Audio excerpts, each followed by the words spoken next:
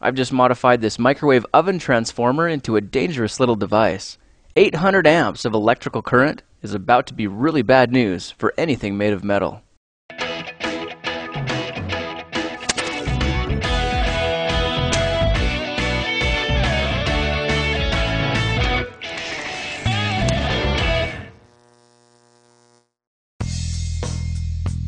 Today I'm in the mood to melt some metal. This microwave oven transformer used to be a dangerously high voltage device, but I modified it so the voltage is extremely low and it's the amps now that are insanely high. High enough that when the electrodes touch this screw, it melts into a little ball of steel. This time I've hooked it up to a machine screw for melting, and when it heats up, it changes color and the outer layer bursts into flames. If I hold the electrodes in constant contact, you can see molten metal flowing down the screw, and within seconds, it's completely gone. I just love the way these light up and flash, throwing off sparks as they melt. This bolt is longer, so it's taking more time to melt. You can see an array of color changes as the metal heats up to the point where it begins to glow a burning bright orange. Back on my workbench, you can see the input voltage to the primary coil is about 120 volts AC, which is typical mains power in my area. And with this modified secondary, you can see I've stepped the potential down to only 3 volts. The voltage is so low that I can actually touch the live wires with bare hands and not feel anything, even though the power being generated is enough to completely incinerate this wood screw on contact.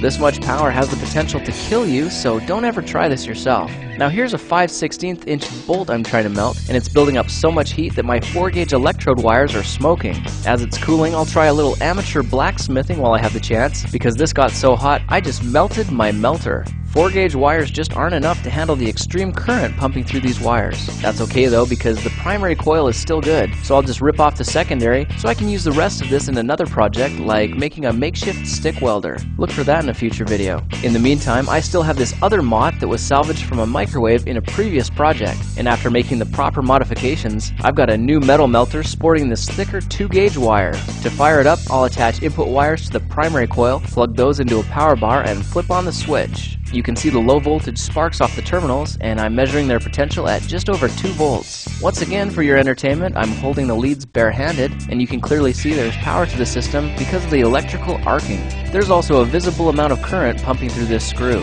The thicker wire should be able to handle higher temperatures than the first, so I'm going to experiment on various items around the house, like this iron nail, and a drywall screw.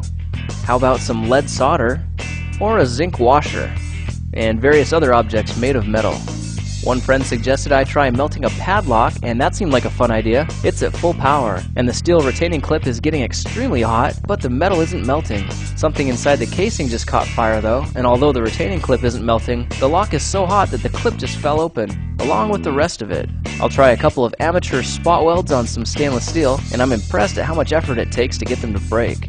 When experimenting with an aluminum can, the electrodes cut through the metal like butter, but this thicker aluminum disc won't glow at all. I'm not sure how hot it is, but when I drip water on it, the water is instantly boiled and vaporized. I did get this steel coin pretty hot, and if it'll do that, I'm wondering what it will do to steel wool. Amazingly, nothing happens unless the electrodes are so close they're almost touching. Aluminum foil isn't very exciting either, but I've managed to reduce this sheet down to a little blob of metal. I've got some neodymium magnets ready, but the voltage is too low to get through all 8. However, if I tap onto 2, it seems to be working really well. They're getting so hot they've gone totally incandescent, and apparently have just been liquefied. These are among the world's strongest magnets, but after exposure to temperatures over 300 degrees Celsius, they lose most of their magnetic properties. Here's a large steel nut that's harder to heat, but in the end it glows very nicely as well. This one's just got so hot that it's exploding liquid metal.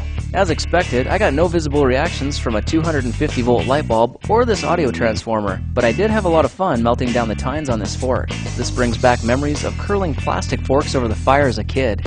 It's not very useful anymore, but it looks pretty neat. I'm applying a current to the underside of this knife and can visibly see the point of contact. The whole blade is glowing, and this is looking really cool. At this point, the blade is really easy to bend. For my last trick, I got a circuit board with some high temperature solder that my desoldering iron wouldn't melt, but hooking a couple of nails to the electrodes gives me the ability to instantly liquefy the solder on these contact points. Well, we cheated death again and destroyed a lot of metal doing it. If you like these videos, you can support me by becoming a subscriber and sharing with your friends. I appreciate your support. Thanks for watching.